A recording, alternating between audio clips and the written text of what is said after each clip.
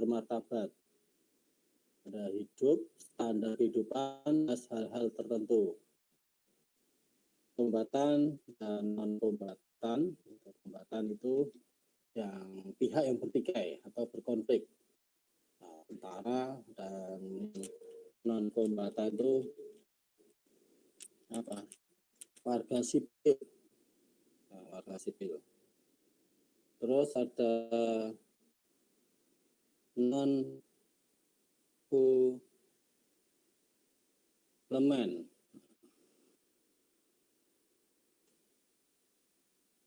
Nah, non-refoulement itu adalah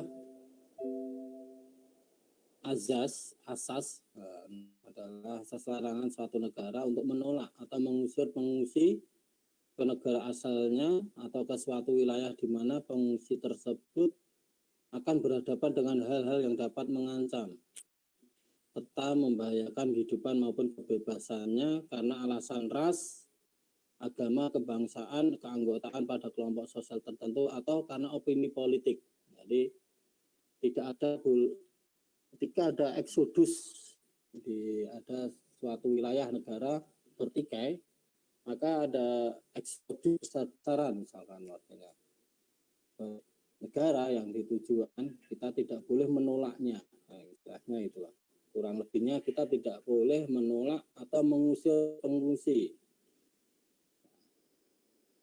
Itu karena itu ya intinya di situ. Nah, terus ada standar minimum, itu tergantung berbagai faktor di luar jangkauan atau wewenang. Jadi walaupun standarnya minimum itu karena kemampuan, misalkan PMI ya kemampuannya hanya beberapa saja, nah, itu salah satu faktor kenapa kita atau pihak PMI belum maksimum dalam memberikan bantuan sesuai dengan standar minimumnya. Upaya pemenuhan standar minimum dan peran dan tanggung jawab, ada upaya sendiri, jadi ada upaya sendiri, perlindungan dan bantuan, ada perlindungan baik relawan maupun bantuan, pastikan aman dan sampai pada tujuan. Nah, karena apa? Terkadang ketika kita distribusi bantuan, kita dihadang di jalan, direbut. Ada HAM internasional. HAM internasional. Right. Ada hukum kemanusiaan di situ. Ada keterbatasan dan kemauan, tujuan kemanusiaan dan mandat PMI, peran dan tanggung jawabnya seperti itu. Ya. Next. Nah, lalu masalah-masalah yang akan timbul ketika di shelter maupun kegiatan WOS, maka selain kita melakukan asesmen segala kebutuhan, kadang kita juga melakukan identifikasi masalah. Berikut ada beberapa masalah. Masalah yang pertama adalah pada bencana besar, khususnya yang mengakibatkan perpindahan penduduk besar-besaran, biasanya ketersediaan air terbatas. Jadi tidak adanya keterbatasan air. Dan masalah kedua, pada banyak bencana di mana air tersedia, namun air yang ada tidak aman untuk diminum. Contohnya misalkan bencana banjir. Air banyak tapi tidak aman untuk diminum, maka perlu adanya proses penjernihan. Nah, ini ada water treatment-nya. Lanjut, next. Untuk masalah yang ketiga, sistem pembagian air, khususnya di kamp pengungsian, seringkali rancangannya jelek untuk penggunaan sehari-hari dalam jangka panjang. Maka tadi untuk hardware-nya diluaskan, ada hardware dan software. Hardware-nya, perlengkapan itu kalau bisa cari yang ya, kualitasnya bagus karena akan dipakai untuk pemakaian jangka panjang. Jadi dari pralon, keran, dengan penampungan airnya itu kita usahakan yang kualitasnya ya yang bagus karena penggunaannya untuk jangka panjang. Karena apalagi kalau camp pengungsian itu banyak padat sekali. Nah, kemungkinan kan kadang masalah air di camp pengungsian itu akan timbul juga masalah perebutan, saling bertengkar, bertikai, karena berebut air. Akhirnya kadang di pertengkaran itu mengakibatkan kerusakan di jaringan sistem pembagian airnya. Nah, contoh saja fasum nggak di daerah bencana, fasum saja di daerah kita, tempat cuci tangan, tempat itu kan nggak banyak yang rusak, banyak yang hilang. Nah, itu padahal tidak di tempat bencana. Padahal tidak ada antrian, tidak ada rebutan, tapi banyak sekali fasum-fasum yang rusak. Nah, masalah yang keempat adalah saluran air. Ini sangat penting. Mana saluran air itu akan dialirkan atau dibuang, atau limbah-limbah rumah tangga itu akan dibuang. Jangan sampai air itu menggenang, akhirnya bisa untuk sarang nyamuk sehingga menimbulkan penyakit. Untuk masalah yang kelima adalah waktu pengungsian besar-besaran ke tempat yang padat, orang membuang tinja di mana-mana dan segera mengotori lokasi. Nah, itu yang sudah saya sampaikan di awal. Nah, di daerah yang padat, saya yakin kan harus dihitung benar kebutuhan jambannya berapa, MCK-nya berapa, dihitung benar. Nah, antriannya kira-kira juga dihitung. Kalau nggak memenuhi atau tidak jumlahnya tidak sesuai dengan jumlah pengungsi, ya akhirnya itu banyak pengungsi yang membuang atau BAB sembarangan. Akhirnya itu bisa mengotori lokasi pengungsian sehingga bisa menyebabkan penyakit dan bisa juga tinja itu juga bisa mengotori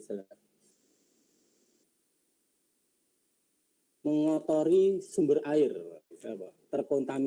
mengkontaminasi sumber air, karena adanya tisu itu justru menambah sampah.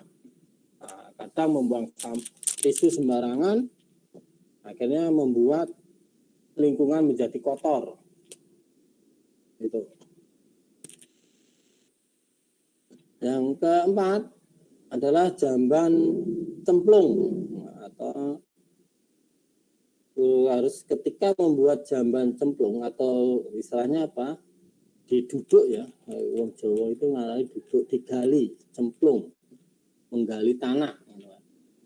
Itu kurang lebih kedalamannya sekitar jamban cemplung itu jaraknya kalau bisa 30 meter dari sumber air tanah. Nah, situ. Yang kelima, basuh tangan setelah dari jamban. Yang keenam adalah upaya jamban keluarga. Itu kalau jamban keluarga ini kan, nah itu upaya bagaimana kita menyediakan jamban keluarga. Next, lanjut.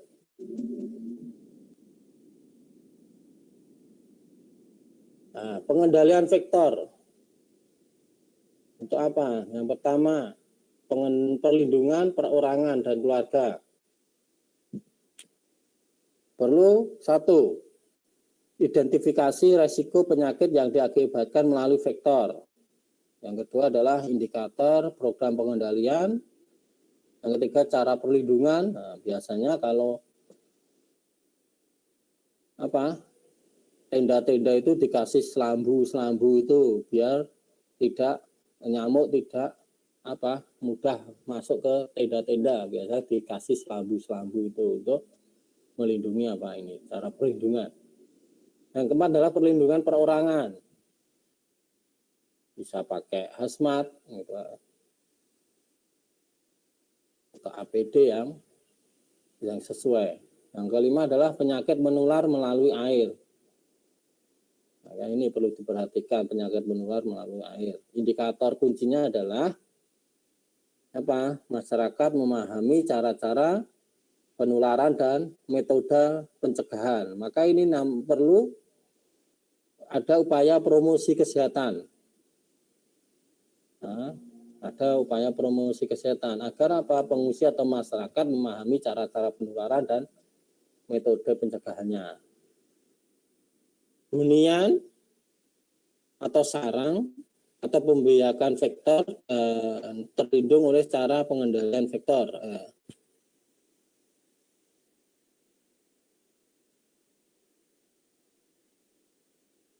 Jadi ini hunian atau sarang atau pembiakan vektor dan terlindung oleh cara pengendalian vektor. Maksudnya apa? Yang ketiga, cara-cara perlindungan tidak membahayakan. Jadi ketika kita melakukan perlindungan ya sesuatu yang tidak membahayakan.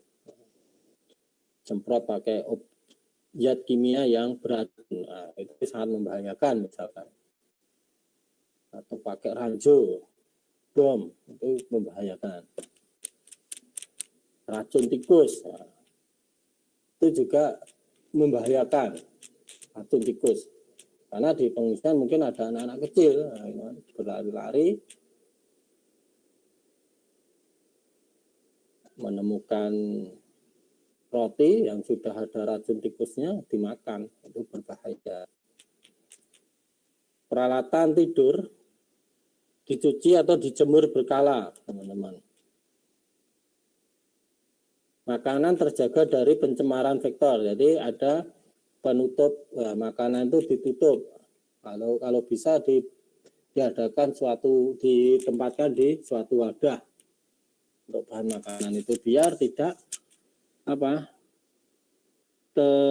diserang vektor.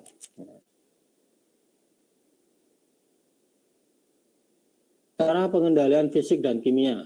Yang pertama adalah pemilihan lokasi penampungan. Nah, kalau pemilihan lokasi penampungan ini, maka perlu asesmen juga. Nah, jadi di suatu tempat bencana perlu asesmen. Kira-kira tempat pengungsiannya yang paling cocok mana, yang aman, nah itu yang mana. Yang kedua, pengendalian vektor melalui lingkungan dan bahan kimia. Yang ketiga, merancang suatu respon. Yang keempat adalah pengendalian nyamuk. Yang kelima, penanganan malaria. Untuk indikator kuncinya, yaitu karena kurangi atau terlindung dari paparan nyamuk. Modifikasi tempat-tempat pembiakan dan sarang vektor. Pengendalian vektor intensif, resiko atau wabah. Kepadatan populasi vektor dikendalikan. Jadi pengendalikannya dengan apa? Ya tadi sampah tadi, membersihkan lingkungan, menjaga biar air tidak tergenang, drainase, sanitasi tadi juga diperbaiki. Dilakukan diagnosa dini dan pengobatan. Lalu untuk keamanan pengendalian kimia ada tata cara nasional dan internasional. Indikator kuncinya adalah pekerja dilindungi. Ada pelatihan, sarana dan APD dilindungi, keamanan pengendalian kimia. APD pakai hazmat, masker atau helm gitu. Pilihan, mutu, transportasi, penggunaan dan pembuangan sesuai ketentuan internasional. Masyarakat tahu tentang potensi resiko. Itu bukan tahun, tapi tahu ya, masyarakat tahu tentang potensi resiko. Maka ya biar masyarakat itu tahu potensi resiko, berarti ada kegiatan promosi, edukasi ke masyarakat. Maka butuh petugas promkesnya, petugas sosialisasi. Lanjut.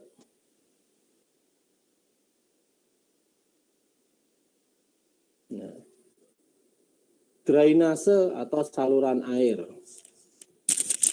Pekerjaan drainase, teman-teman. Yang pertama, pemilihan dan perencanaan tempat penampungan. Yang kedua adalah air limbah. Yang ketiga, ada saluran air dan pembuangan tinja. Yang keempat ada penyuluhan. Yang keenam adalah pembuangan setempat. Maka di sini pekerjaan drainase kita harus perhatikan ini bagaimana pemilihan dan perencanaan air limbahnya mau dibuang kemana atau disalurkan kemana, saluran air dan pembuangan tinjanya mau seperti apa, penyuluhan dan ini. Untuk indikator kuncinya, yang pertama adalah hunian dan sumber air terbebas dari genangan air limbah. Yang kedua, saluran pembuangan air hujan dijaga supaya lancar. Yang ketiga adalah hindari kikisan air. Yang keempat adalah drainase dan tempat mandi atau cuci dijaga tidak mencemari sumber air.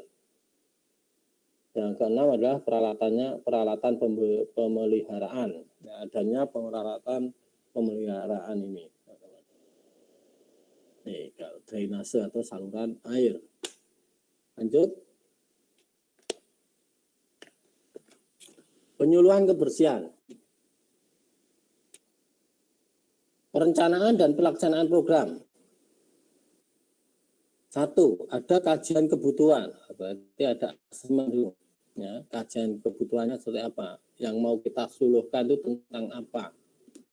Ya. Ada tanggung jawab, penanggung jawabnya siapa. Yang ketiga, meraih di semua kelompok penduduk, bisa menjangkau semua penduduk. Keempat, sasaran prioritas resiko dan perilaku kebersihan tadi. Nah, maka prioritasnya apa? Kelompok rentan mungkin ya. Sasaran prioritas resikonya adalah mungkin di kelompok rentan tadi yang di awal sudah kami sampaikan. Yang kelima adalah pemeliharaan sarana. Yang keenam, mencegah kelebihan beban. Jadi bagaimana kelebihan beban. Mungkin kapasitasnya untuk 500 pengungsi. Kalau kelebihan bagaimana? Nah, gitu. Untuk indikator kuncinya, teman-teman, yang pertama, identifikasi resiko terhadap kebersihan.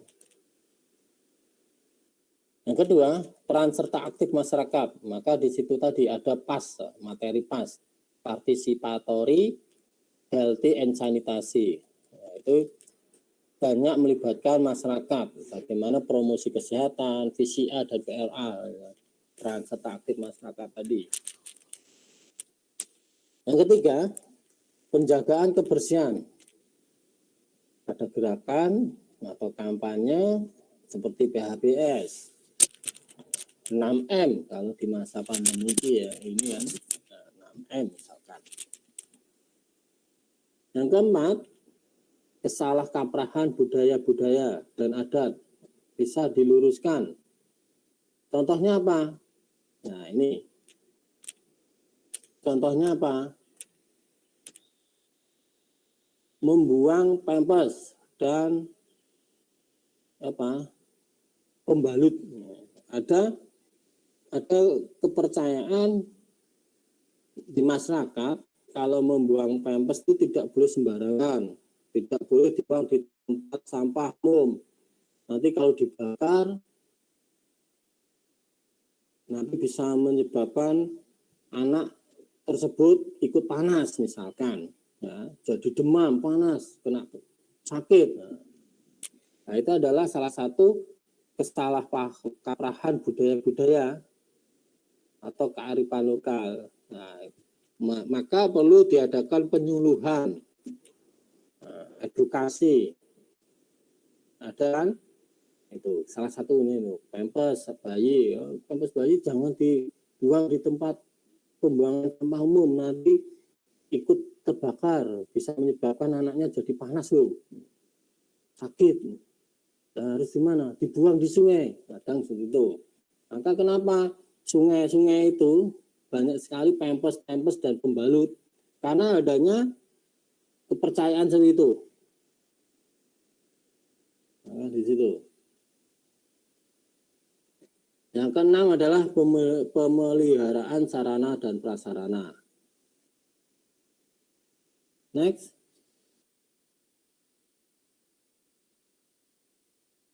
Masalah hunian, penampungan dan barang non pangan. Next, lanjut.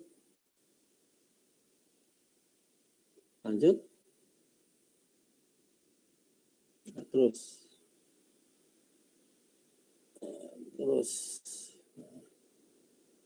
Nah, masalah umum yang akan kita hadapi, yang sering dihadapi. Yang pertama adalah ketiadaan sumber daya. Tidak ada sumber daya. Yang kedua, konflik mengenai lokasi, prioritas dan perencanaan. Maka pemilihan lokasi kadang sudah kita tentukan tapi tidak boleh izin, misalkan tidak diizinkan. Oh, di situ ada sekolah, ternyata kepala sekolahnya tidak mengizinkan kalau sekolah itu dipakai untuk penampungan, bisa saja. Ya. Nah, maka di situ konflik mengenai lokasi, prioritas dan perencanaan. Yang ketiga adalah penantian bahan-bahan. Distribusi bahannya, prasarana terlambat. Yang keempat, kondisi lapangan atau medan yang sulit. Maka kadang perlu di daerah tertentu, wilayah tertentu, bencana tertentu, butuh armada kendaraan yang khusus juga. Ada khusus. Mungkin ada kendaraan yang bisa segala medan off-road. Ya, kalau di PMI punya Haglun, bisa dipakai Haglun itu kendaraan di segala medan Haglun kita. Yang keempat adalah pemecahan jangka pendek untuk masalah jangka panjang. Yang keenam adalah pekerjaan lapangan yang tetap. Pekerjaan lapangan yang tetap itu kadang menjadi masalah. Tiap hari itu bosan ya gitu. Maka harus ada pembagian, penjadwalan, rolling petugas, rolling relawan. Maka ketika ada bencana kita memobilisasi relawan itu ya paling 14 hari. Nanti pulang diganti lagi, kalau mau balik ya nunggu 14 hari berikutnya misalkan. Jadi di PMI sudah seperti itu, tidak memobilisasi atau menugaskan relawan di tempat bencana. Kita mau lama itu terus itu mungkin 1 bulan terus. Nah, ada batas-batasnya tertentu. Karena apa? Untuk menjadi stres juga. Itu jenis dan strategi berbeda di lokasi yang sama. Maka kadang di lokasi yang sama itu butuh strategi tips yang berbeda, penanganannya berbeda juga. Yang ke-8 adalah kepadatan atau penyebaran penyakit. Yang ke-9 pemerkosaan. Apakah ada? Ya. Ada. Yang ke-10 kegagalan membangun atau memenuhi hunian. Maka di sini pemerkosaan ini kenapa dimasukkan dalam masalah umum? Nah, maka di perkembangan ilmu untuk penampungan darurat ini, ya, maka disediakan namanya bilik asmara, yaitu kan. Maka di penampungan nanti juga di bagaimana standar minimumnya itu bisa untuk melakukan kegiatan kegiatan yang tadi kegiatan pasangan pasutri tadi ya. Nah, begitu. Jadi misalkan tenda family, paling enggak ada itu aman atau bisa memenuhi untuk melakukan kegiatan seperti itu. Untuk apa? Menghindari pemerkosaan tadi. Karena kalau mengungsi di tempat pengungsian camp dalam waktu yang lama, ya, nanti kan itu ada nafsu hasrat itu mesti akan muncul. Nah, bisa orang itu stres, kalap, nah, gitu.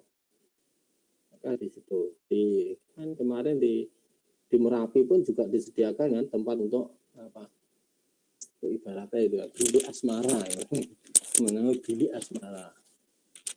Lanjut, kaitan dengan instrumen hukum internasional. Ada asas dan hak dalam piagam kemanusiaan. Yang kedua, piagam kemanusiaan berisi tentang persyaratan paling mendasar untuk mempertahankan hidup yang bermartabat bagi yang terlanda dampak bencana maupun konflik. Yang ketiga adalah hukum-hukum internasional tentang hak asasi manusia tentang pengungsi. Ini hal-hal yang berkaitan dengan instrumen hukum internasional. Ada asas dan hak dalam piagam kemanusiaan, ada piagam kemanusiaan berisi tentang persyaratan, ada hukum tentang pengungsian. Maka di pengungsian, di camp, di shelter, penampungan itu kan standar minimumnya apa? Bagaimana kita membangun itu aman, damai, dan bermartabat. Tempat pengungsiannya aman, damai, dan bermartabat. Lanjut.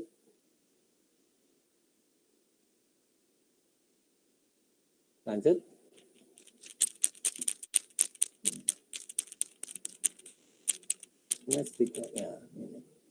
Standar minimum hunian, penampungan, barang bantuan, dan non-pangan. Yang pertama adalah hunian dan penampungan, yang kedua barang non-pangan. Ada standar minimumnya, indikator kunci, dan catatan panduan. Next, lanjut.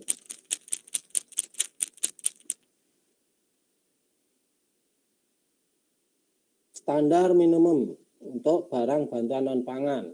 Yang pertama, pakaian dan peralatan tidur. Nah, pakaian, paling enggak satu orang minimal punya tiga set pakaian.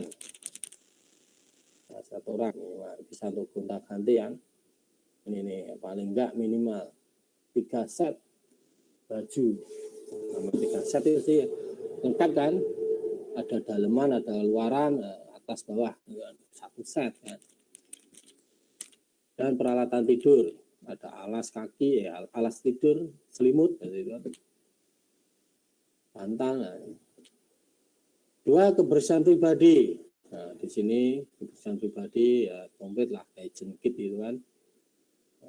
Ada handuk, sabun, sampo, sikat gigi, pasta gigi, kebersihan pribadi.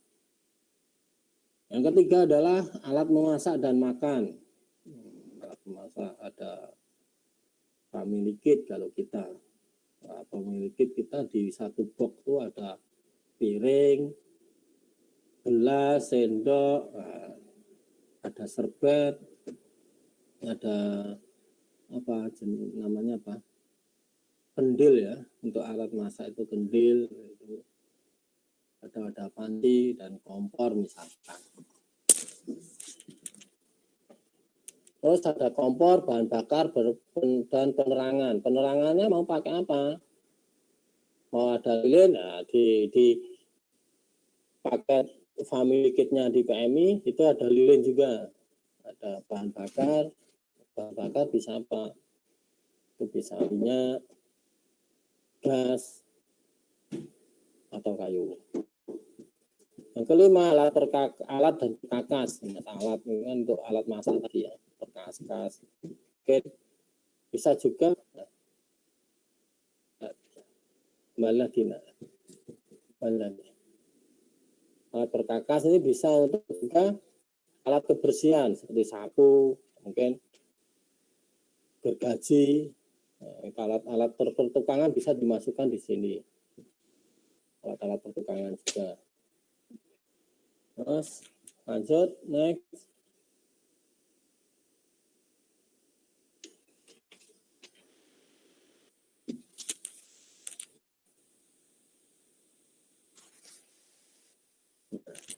Standar pakaian dan perlengkapan tidur. Masyarakat memperoleh akses selimut dan perlengkapan tidur. Yang kedua, bayi kurang dari 2 tahun minimal memiliki 1 set pakaian dan bahan kebersihan sesuai dengan budaya, cuaca, dan musim. 1 set. Dua, setiap orang sekurang-kurangnya memiliki 1 perangkat pakaian, bahkan ini 1 set ya, perangkat pakaian dengan ukuran memadai sesuai dengan budaya, cuaca, dan musim. Minimal ada 1 set, teman-teman. Misalkan teman-teman memberikan 2 set ya nggak apa. Tapi juga ini teman-teman untuk bantuan pakaian, pakaian bekas pantas pakai. Kenapa sering sekali saya tolak malahan? Kenapa ditolak, Mas? Karena apa? Kadang juga Mas justru menimbulkan masalah baru bantuan pakaian ini dari ini.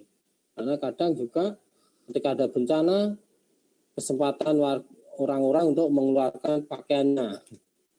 Ini sudah yang terpakai Bapak Inggon, perlu dimakan di situ. Nah, kadang itu menumpuk di gudang terlalu banyak, tapi tidak ada yang mau memakai. Nah, kadang pengungsi itu dikasih baju yang masih baru saja nggak mau, ya, apalagi yang bekas. Nah, itu kadang permasalahan yang terkadang kita hadapi di lapangan. Dan saya sudah menghadapi itu di kabelnya, masih ada labelnya itu nggak mau. Lalu nggak pakainya sendiri. Ya, itu.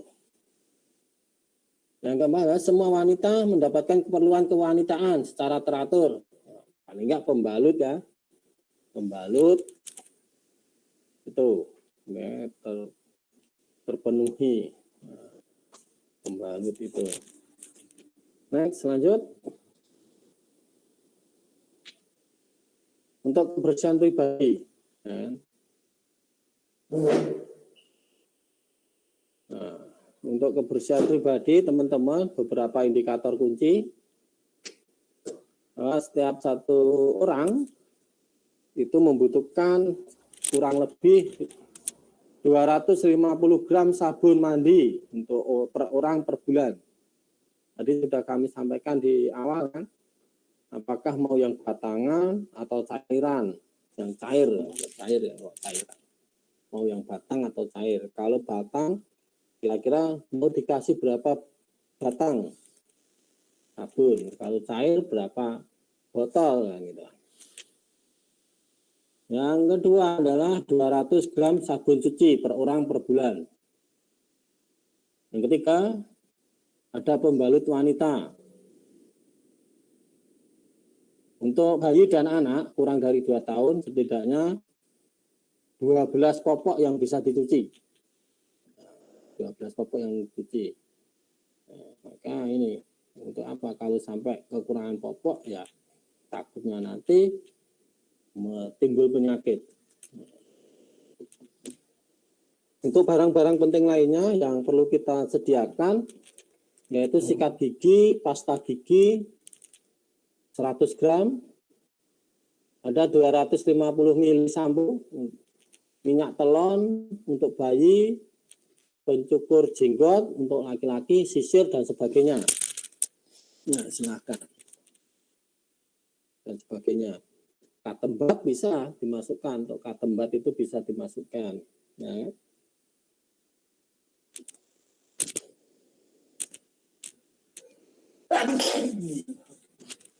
Lanjut.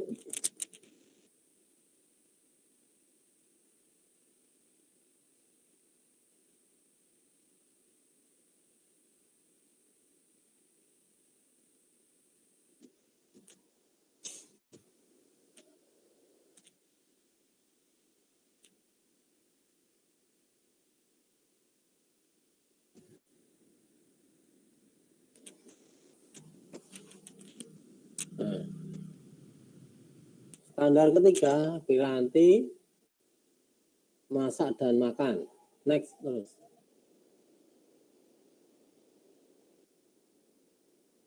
Tadi yang ketiga tadi kembali. Ini standar 4 dan standar 3 belum muncul. Ya.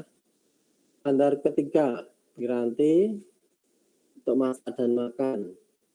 Per keluarga paling enggak ada satu panci besar dengan tutup, satu panci sedang dengan tutup, satu baskom, satu pisau dapur, 2 centong kayu. Terus ada 2 wadah air yang ukuran 20 liter sampai 20 liter air plus tandon air atau penampung air yang kapasitas 20 liter. Nah, per orang paling enggak ada 1 piring, 1 sendok, dan 1 mug atau tempat minum. Nah, ini disesuaikan dengan jumlah kakannya. Maka sebelum kita memberikan bantuan ini, perlu namanya asesmen juga, pendataan. Oh, di tempat pengungsian itu ada 200 kakak misalkan. Kan di situ ada kepala keluarganya, masing-masing. Oh, si kakaknya Pak Warno, jumlah kakaknya ada 5, berarti kita menyediakan 5 piring, 1 sendok, nanti akan beda-beda di per kakak kan jumlahnya beda-beda. Maka di situ perlu namanya asesmen, pendataan. Per kakak itu jumlahnya kan pasti beda-beda, nggak mungkin yang kakaknya ada 10 orang dikasih jumlahnya sama dengan yang 2 orang. Ya di situ. Maka perlu pendataan data yang detail juga. Lanjut. Standar keempat untuk kompor, bahan bakar, dan penerangan. Ada 1 kompor dan bahan bakar. Nah, kompornya saja tanpa bahan bakarnya. Kalau kompornya gas ya dikasih 1 tabung. Nah, kalau sumbernya gas ya otomatis kita juga memastikan ketersediaan gas juga. Nah, memastikan ketersediaan gasnya juga. Nah, sampai kita ngasih 1 kompor dan bahan bakarnya 1 tabung gas. Tapi ketika semua kehabisan, kita tidak bisa menjamin ketersediaannya. Nah, maka di situ kita perlu mencari sumber bahan bakar yang berkelanjutan.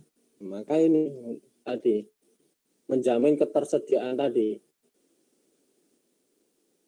Yang ketiga, bahan bakar didapat dengan cara aman, resmi. Ya. Kalau bahan bakarnya kayu ya jangan sampai kita dengan cara menebang pohon di hutan. Itu kan cara yang tidak kurang aman atau tidak aman. Maka bagaimana kita mencari bahan bakar kalau sumber bahan bakarnya adalah kayu. Nah, yang keempat adalah tempat penyimpanan bahan bakar secara aman. Nah, maka di situ harus aman. Penerangan buatan, ini bisa pakai namanya apa? Lilin, teplok, atau lampu badai. Mungkin genset kalau yang sudah canggih pakai genset disalurkan itu. Nah, korek api, nah, perlu korek api. Nah itu. Nah untuk ini. Lanjut.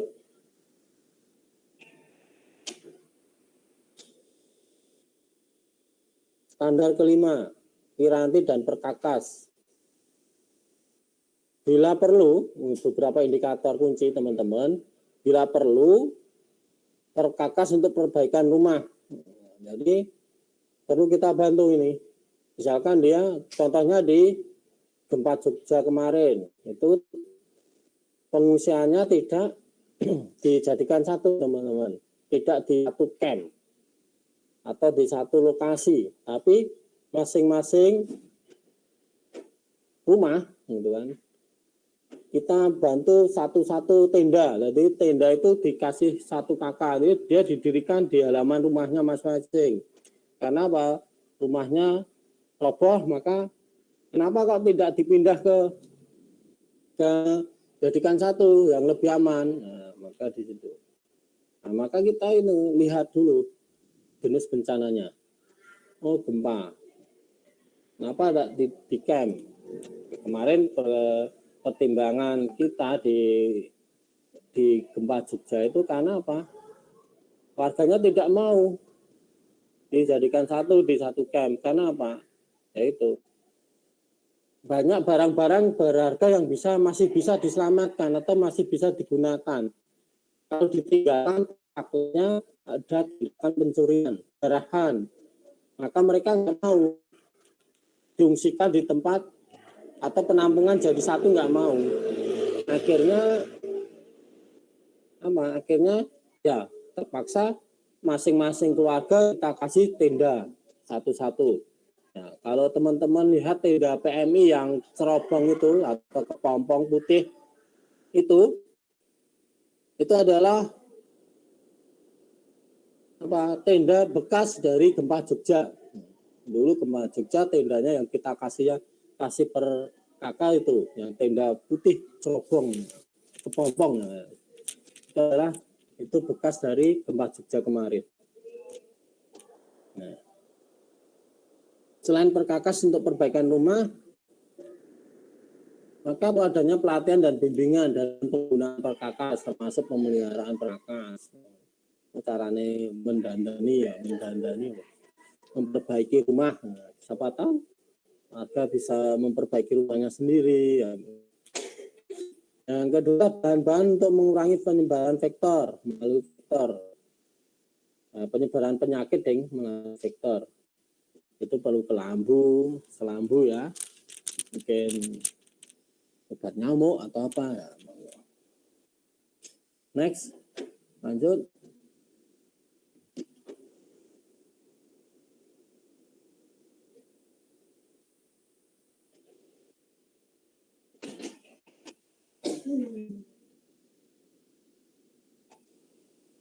Break atau kopi? Ya ada kopi, lanjut. Jadi semuanya hunian dan penampungan. Ini sudah siang, tapi tetap selamat pagi. Hunian dan penampungan, teman-teman. Maka perlu sebuah perencanaan strategis. Untuk membuat perencanaan yang baik, perencanaan strategis, kita butuh data-data pendamping. Data-data itu juga dihasilkan dari proses asesmen. Kembali lagi, asesmen, pendataan, pencarian info. Ada namanya perencanaan strategis, ada perencanaan fisik. Nah, perencanaan fisik itu bagaimana membangun. Perencanaan fisik membangun. Yang ketiga adalah naungan tempat tinggal. Yang keempat adalah rancangan. Mau dibuat itu apa rancangannya. Yang kelima, pembangunan. Kapan mau dibangun. Yang keenam adalah dampak lingkungan yang harus kita perhatikan. Kira-kira akan menimbulkan dampak lingkungan enggak? Lanjut.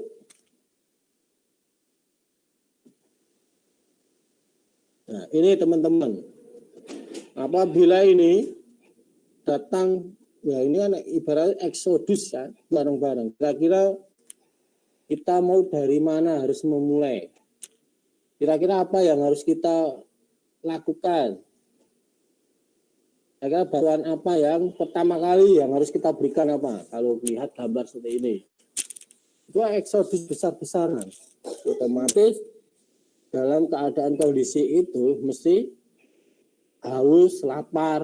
Nah, ketika orang itu haus, lapar, biasanya mudah tersinggung, mudah emosi. Nah, maka di situ Dan harus memulai. Perlu dipikirkan nih, besar-besaran. Kalau kita selama ini cuma menghadiri pengungsi yang kecil, misalkan besar-besaran itu bagaimana? Mau dari mulai. Nah, lanjut.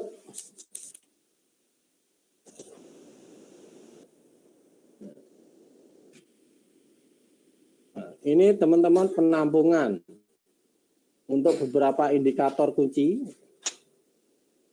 Setidaknya tersedia 45 meter persegi per orang, termasuk sarana dan prasarana kecuali pertanian dan peternakan.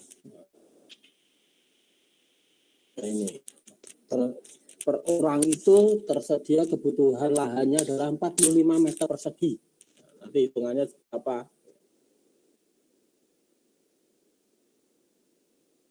Yang kedua, topografi dan kemiringan tanah bagus untuk drainase. Idealnya adalah antara 2-4%. Tidak lebih dari 7%. Ini mau membangun master plan, teman-teman, pengungsi shelter. Maka di sini yang perlu kita perhatikan ketika kita mau membuat master plan penampungan. Ketika cukup untuk keperluan pemadam kebakaran, paling enggak jaraknya 2 meter antar rumah atau antar tenda, 6 meter antar RT dan 15 meter antar RW. Jadi di situ. Nah, tinggal dihitung, kalian nanti menghitung. Tanah bagus untuk membuat sumur dan filtrasi air.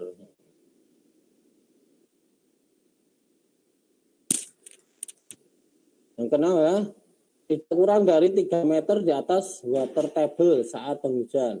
Tidak. Water table itu apa? Di atas water table saat penghujan.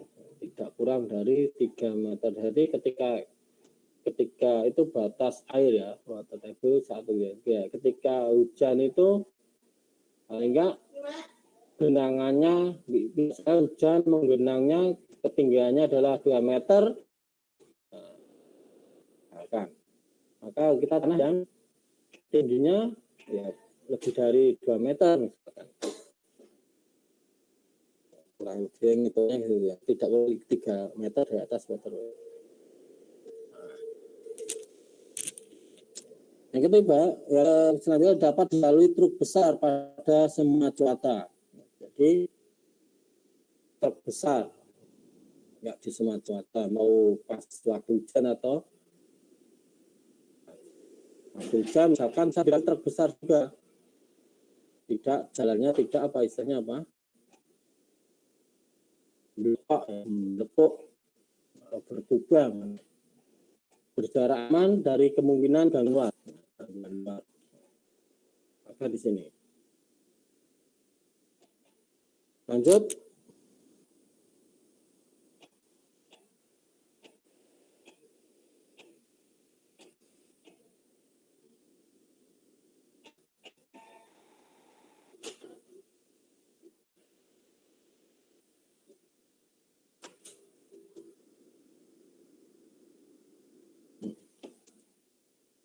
Hunian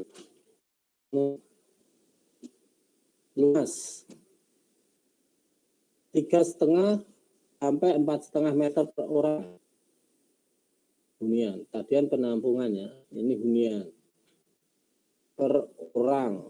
Hunian, jadi ini per orangnya butuh ini luasnya teman-teman, 3,5 sampai 4,5 meter persegi. Privasi, keluarga, jenis kelamin, kelompok umur. Yang berikut adalah kegiatan-kegiatan rumah tangga yang mendasar dapat dilakukan dalam tempat hunian tadi yang kami maksudkan. Kegiatan-kegiatan rumah tangga tadi, ada bilik asmara tadi. Ya. Kegiatan-kegiatan kunci pendukung penghidupan sejauh mungkin dapat dilaksanakan. Ya, lanjut.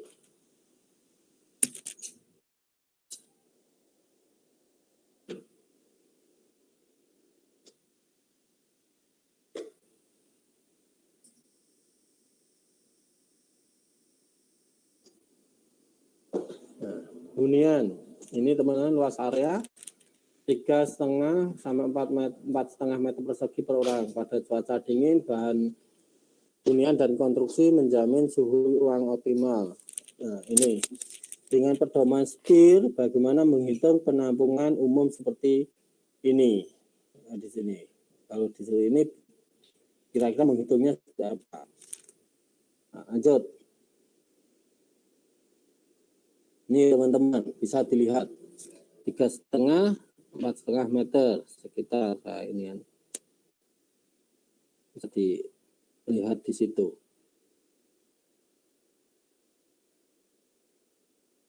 Ini master plan. Lanjut dari kebutuhan kebutuhan per orang, kita hitung dulu luas kebutuhan per orang, nanti per keluarga, terus bisa per orang, per kakak, per RT, per desa, per kecamatan, sampai itu. Lanjut. Ini catatan panduan, teman-teman.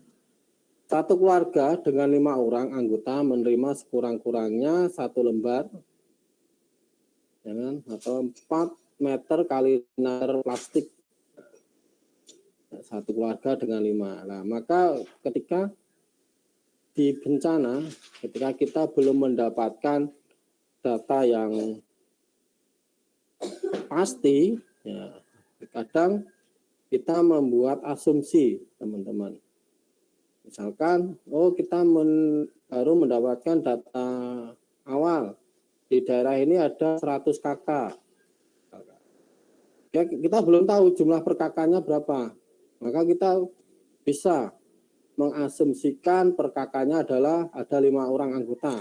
Maka untuk biar cepat penanganan ini kita bisa melakukan asumsi. Ini teman-teman bisa dilihat 4 meter, 6 meter persegi di situ. Tuh, itu terpal plastik atau terpal ya, ukuran 4 kali 5 meter, 1 lembar. Untuk alas biasa, atau bisa untuk tutup, nah, beda lagi, atau untuk atapnya. Next, kalau tenda, hitungannya tenda, kita pakai tenda mungkin akan berbeda, ya kan? Kalau tenda mungkin ini kan menghitung kebutuhan plastik atau terpal tadi, tarpaulin ini kan. Nah, ini bisa dilihat 4 kali itu tadi, kembali. Nah, 4 meter kali 6 sama 24 meter. Kalau satu keluarga ada 5 orang, berarti 24 meter persegi bagi 5, per A-nya adalah 4,8 meter per orang. Nah, padahal indikator untuk di SPIR, standar minimumnya adalah 4,5 meter persegi. Berarti cukup untuk ini. Lanjut. Seperti ini teman-teman. Nah, ini kalau itu tadi plastik atau terpal jika digunakan untuk membuat hunian, dibuat seperti ini. Konstruksinya modelnya apa? Itu kalau lebih enak lagi, misalkan kan sekarang pakai tenda itu lebih pas lagi. Tenda family sudah ukuran 4 kali 6, kan besar. 4 kali 6, tenda 4 kali 6 itu kan sudah besar. Tinggal hitung berapa kakak, 100 kakak berarti kita butuh 200 tenda. Family ya, itu jelas enak. Kalau pasang blok-blok. Itu kalau ketersediaan sarana prasarananya. Kalau tidak tersedia, adanya terpal atau plastik ya seperti ini. Lanjut, next.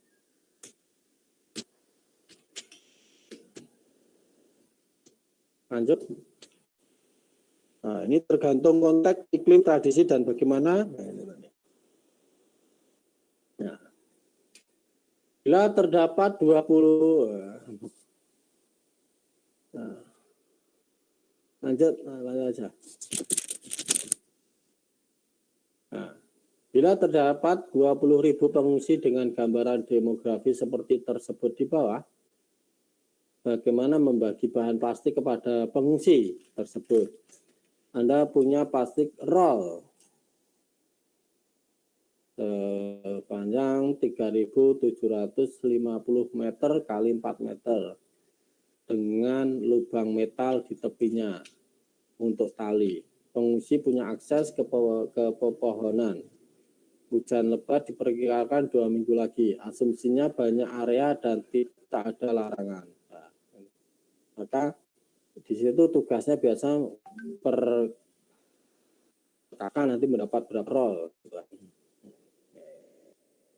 Maka ini 15.000 orang keluarga utuh, rata-rata jumlah anggota 6. 4.000 orang golongan minoritas, rata-rata jumlah anggota 8. 1.000 orang tentara dan anak tentara, semua laki-laki. Umur berkisar 10 sampai 22 tahun, tak punya family. Nah, maka ini. Untuk sebelum membuat master plan ini kan kita harus mempunyai data-data ini ya. Lanjut.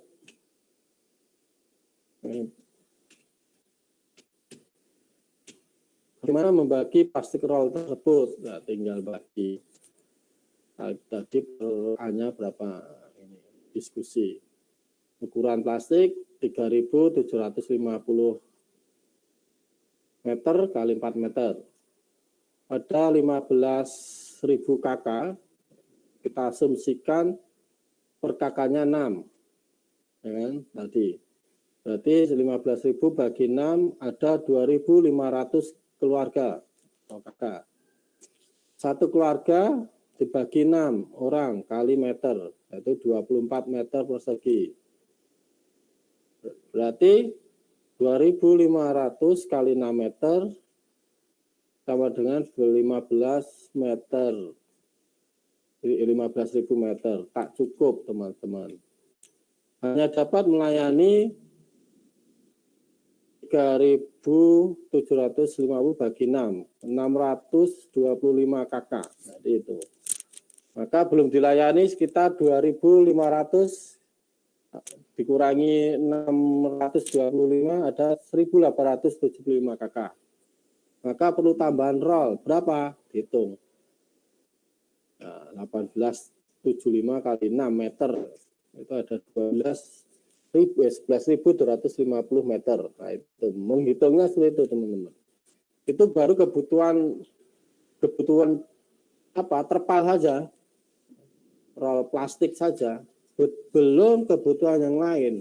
Nah, ada kebutuhan yang lain juga banyak, perlu hitungan yang kedua. Ini belum menghitung kebutuhan air, tadi pakaian, sabun. Ini roll. Belum nanti pembagian air, banyak sekali kegiatannya. Lanjut.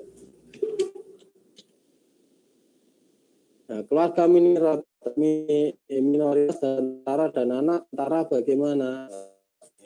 Padahal masih ada keluarga minoritas dan mantan tentara. Maka juga perlu dihitung lagi. Nah, nanti masuk ke tambahan. Ini teman-teman ada ranah induk atau satu pendekatan atau master plan ketika kita membangun area pengungsian. Ada namanya dwelling. Dwelling itu kita asumsikan adalah kakak. Satu family. Atau satu keluarga atau satu kakak. Itu kita asumsikan satu keluarga ada 5 orang.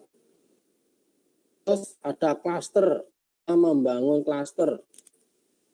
Nah, family tadi, contohkan, misal kita mau membangun hunian atau penampungan sementara untuk per kakak tadi, saya contoh di Gempa Jogja tadi, per kakak dikasih satu tenda tadi. Terus klaster ada tingkat RT, itu satu wilayah atau tempat pengungsian paling enggak terdiri dari 16 kakak. 16 kakak. Itu berarti ada sekitar 80 jiwa. Nah, 80 jiwa. Terus ada blok. Blok itu setara dengan 1 RW. Klaster tadi setara RT, blok ini setara RW. Di mana 1 RW ada 16 klaster. Berarti ada 16 klaster. Satu blok RW, 6 klaster. Ada klaster tadi 1 RT ya. Berarti blok RW itu ada 16 RT. Banyak juga ya. 16 blok 16 RT ya. Blok 1 RT ada 16 KK. Dan kalau di tempat kita itu biasanya 1 RW itu paling banyak 5 RT ya. Bahkan 1 RW hanya ada 2 RT, 3 RT ya. Paling banyak adalah 5 RT. Kalau di bencana ini blok atau setara RW adalah ada 16 klaster atau 16 RT. Di situ terdapat kurang lebih 1.250 jiwa. Nah, 125 jiwa itu ya belum kita pilah lagi. Anak-anak berapa, dewasa berapa, nah, itu tadi. Sektor, ada sektor. Itu setingkat atau setara desa. Satu sektor setara satu desa. Berarti satu desa ada 4 blok. Berarti ada 4 RW. Nah, satu desa itu ada 4 RW. Padahal di desa, ya umumnya di kita, bahkan di satu desa itu ada 15 RW, ada 5 RW ya, ada paling banyak kan ya 5 RW lah. Ada yang 3 RW. Ada 9 RW, RW 9, ada yang 15 RW juga. Satu desa. Kalau di bencana ini, untuk penampungan ini, pengungsian shelter ini, satu sektor ada 4 blok. Berarti itu dihuni sekitar 5.000 jiwa. Ada camp, yaitu setara dengan kecamatan. Camp itu satu kecamatan, berarti ada 4 sektor atau 4 desa.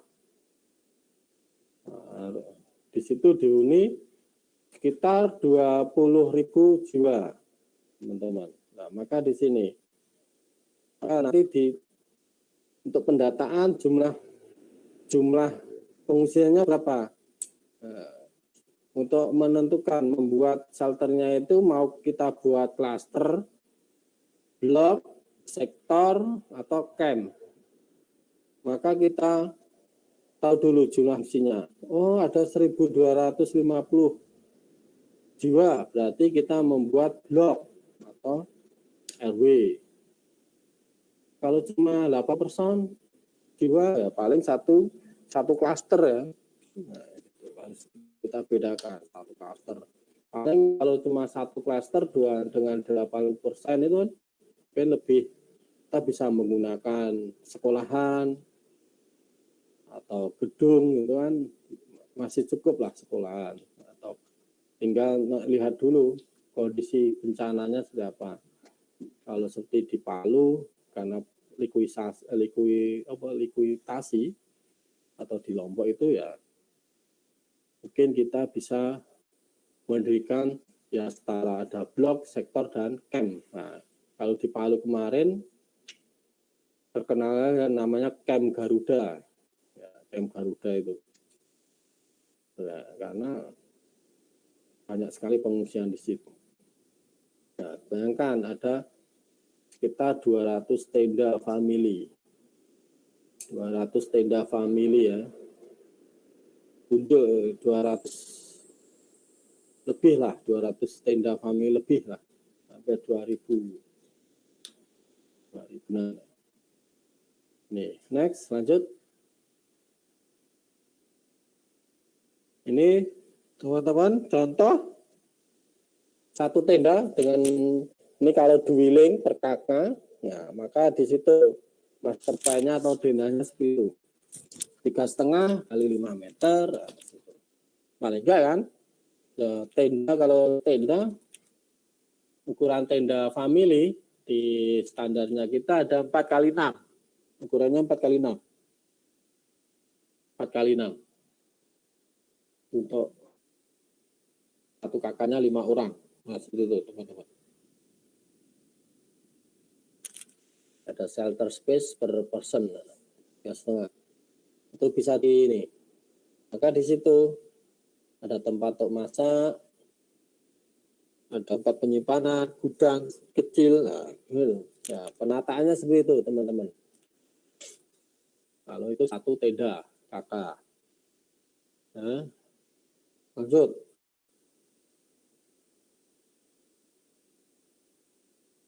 Ini klaster. Nah, klaster. Maka kita cari kalau kita klaster lagi, berarti kan ada 80 family ya. Ada 80%, ada 16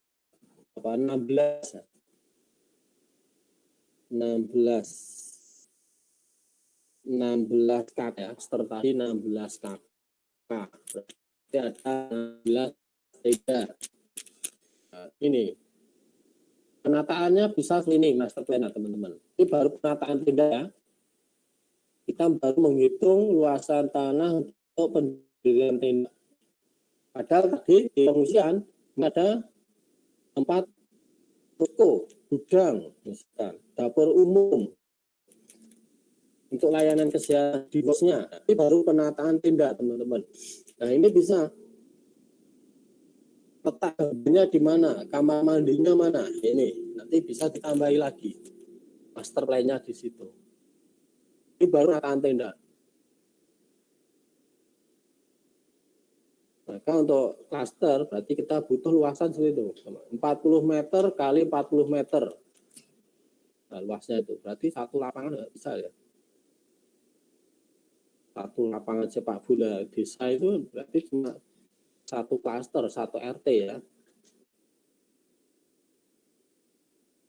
Nah, ya. Tapi bisa di ya, ini. Lanjut. Kalau ini blok secara RW berarti ada 16 klaster atau RT. Nah, di situ teman-teman. Maka di sini. Maka di sini perlu perencanaan lagi. Aksesnya di mana, laterinnya atau saluran drainasenya perlu dihitung juga. Ini teman-teman, ini master plan untuk letaknya dawet ini. Kira-kira ini belum kita menghitung. Padahal satu tim tadi 16 klaster ada per RT tadi berapa? Kurang lebih ada 1.250 jiwa ya. Benar ya, 16 klaster satu RT tadi ada 80 jiwa. 80 jiwa kan. Benar ya? 16 ini. Maka ini nanti juga kita bagi dapur umum juga. Padahal satu tim dapur umum biasanya untuk melayani 500 orang. Nah, kalau lebih dari 1.000 berarti kita butuh 2 tim dapur umum. Nah, maka kita ya, nanti akan berkembang perhitungannya, kebutuhannya juga berkembang. Lanjut.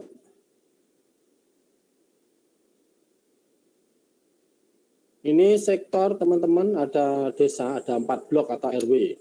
Maka di sini ada semacam pembagian. Maka ini juga ketika lebih akan banyak blok ini, nah, nanti juga akan permasalahan akan juga tidak hanya permasalahan air juga, kadang juga masalah makan pun juga akan jadi malah. Karena kalau 4 blok atau RW ini pasti tim dapur umumnya mesti juga akan banyak. Terkadang kecepatan masaknya juga berbeda-beda. Jadwal makannya pun juga akan berbeda-beda. Itu akan menimbulkan permasalahan juga. Oh, blok sana sudah dapat makan siang, kok sini belum. Bedanya apa? Menunya pun kalau beda juga menimbulkan masalah juga. Maka ini menunya beda, timbul masalah juga. Jadi di situ.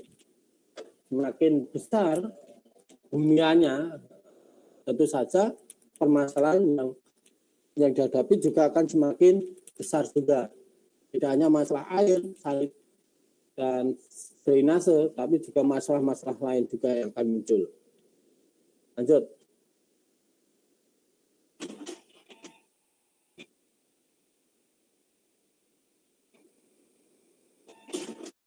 Lanjut. Nah ini camp teman-teman, ada 4 sektor atau 4 desa. Maka di sini. Maka di sini. Ini kenapa camp ini biasanya camp ini dibangun ketika tadi eksodus besar-besaran tadi. Eksodus, ada semacam eksodus besar-besaran ini biasanya ditampung ini kayak kita camp. Maka kita butuh juga lahan yang sangat luas sekali camp ini. Untuk mempersiapkan itu juga butuh waktu yang lama juga.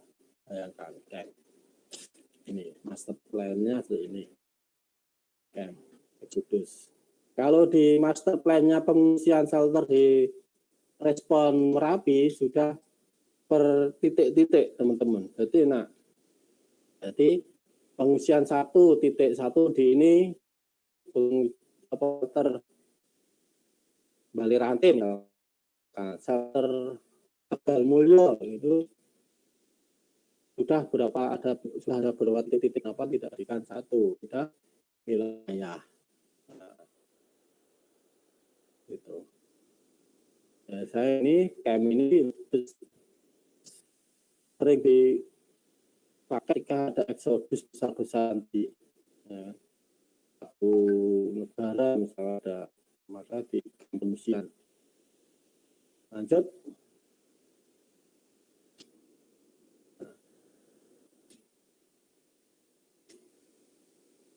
Ini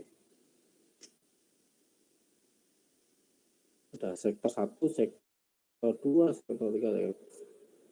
Maka di sini ada, maka kalau sudah ada, nanti ada rumah sakit lapangan, dan sekolah, ada sekolah lapangan, nah gitu. Maka ini tadi.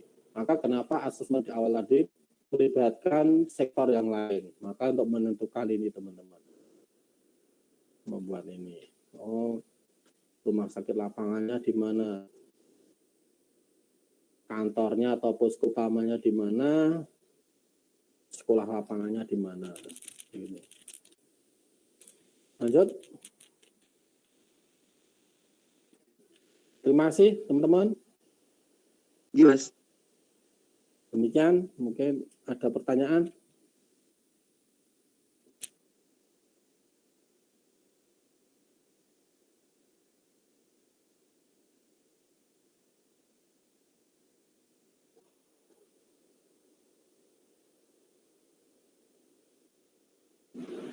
Ini ada pertanyaan, bisa ditanyakan. Silakan teman-teman yang ingin mau bertanya.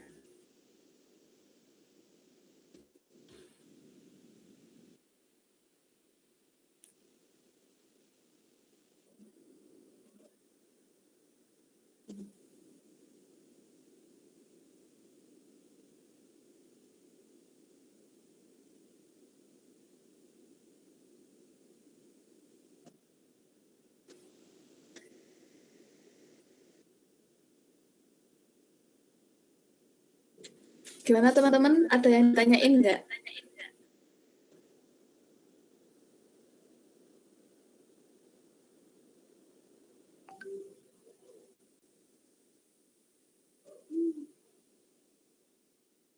Belum ada, Mas.